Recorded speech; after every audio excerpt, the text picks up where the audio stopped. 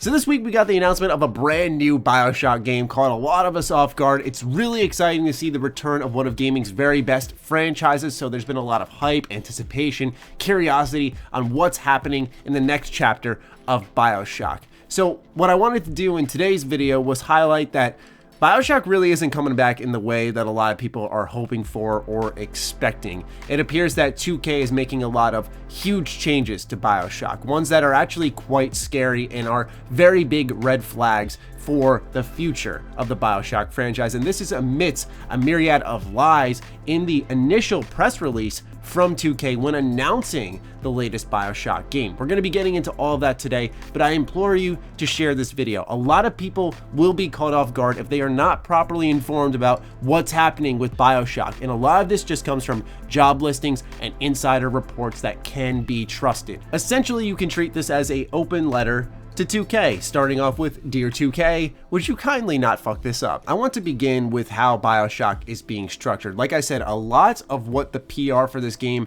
has been is built off of complete untruth. So let's start off with monetization endgame strategies. When Games Radar had asked Kelly Gilmore, the head of Cloud Chamber, who is working in the Novato studio on the newest Bioshock game, about live services, how the transformation of the games industry may affect the newest Bioshock game, here's what she had to say. "This is an area of our industry that continues to evolve as players are looking for more from their gaming experiences. There isn't a one-size-fits-all solution, so it will be incredibly important early in our development process to listen to our audience and understand what they're hoping to see in the next Bioshock."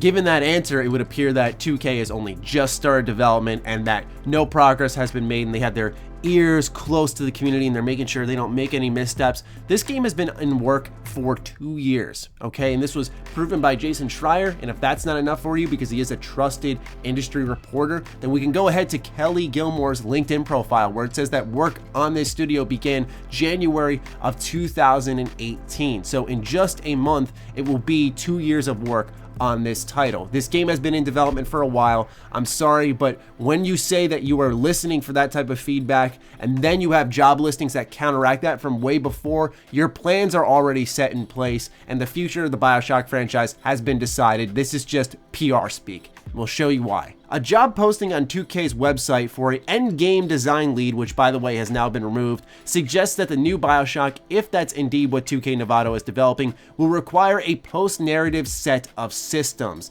WCCF Tech did spot this listing, noting that the position itself seems integral to the plans meant to keep players engaged with the mystery game long term. And of course, we now know that 2K Novato are the people who are working on this Bioshock game. And when you see endgame in Bioshock, that's a little terrifying, but it gets a bit worse because we can see where they're heading with it. Kelly Gilmore posted just 2 months ago, before the announcement of the studio or Bioshock, "We are looking for a senior multiplayer designer to work on our unannounced AAA larger-than-life game at 2K in Novato, California. Spread the word, details here." Multiplayer design, endgame set of systems. If this isn't a red flag, I don't know what is, okay? Because 2K is notorious for two things. One is going to be Epic Game Store exclusive. This is absolutely going on the Epic Game Store. I know that may seem like jumping the gun, but look at literally every other game under the 2K brand in some way, shape, or form. Even when you have a subsidiary like Private Division, who is a part of 2K but sort of separate on their own, even they ended up putting the Outer Worlds on the Epic Game Store. Borderlands 3, despite all its popularity and hype, ended up there. Bioshock will simply end up there. But they're also, number two, notorious for monetization, bad practices. Granted, Borderlands 3 still has yet to be monetized as far as I'm aware, but I can't sit here and trust what they're doing with the franchise when they're gonna tell us they're listening, that they're waiting to hear what the fans have to say when they've been hiring for positions specifically for like monetization, live service gaming, games that don't end. And quite honestly, anyone would be foolish to believe what they have to say. You don't just post a job listing willy-nilly, right? Like, they are looking for a specific person to fill a hole in their team because a part of their framework is multiplayer endgame design. Those are two constructs that were decided in the initial pre-production of this product that they were going to go forth with, and they posted the job listings to fill the holes for people who specialize in that type of game design. So not only is this a big red flag for the future of the franchise, but there's also another lie deeply embedded within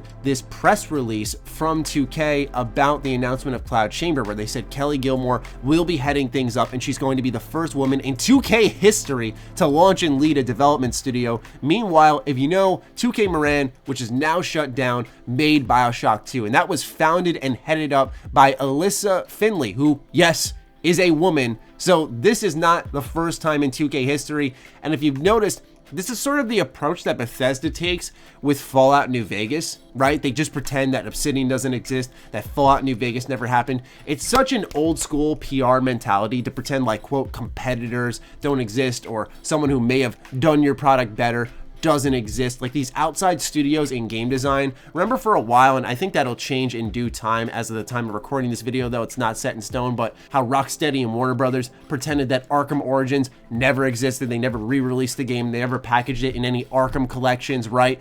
Same thing goes here. Like, it's such an old school mentality. Like, we just like video games, and if some people like two more than one, who gives a shit? You know, why are we pretending that these people don't exist, that you treat these other studios like garbage? It's not right. So there are three huge lies. Number one is 2K claiming they are waiting to hear what fans have to say about live service gaming. We have just proven that is incorrect because we see hirings based off games as a service. Number two, they lied about the person heading up their studio and their own history. And number three, more importantly, is that they did lie about the timing of the development. This game has been in development for multiple years, and I think that's to guise some of these replies that we have seen amidst some interviews with Kelly Gilmore, where they're acting like they're listening. They had a more mystery type of announcement just so that people knew something existed and it felt like it was far off. This franchise, I have to say it again, will not return in the way you are expecting.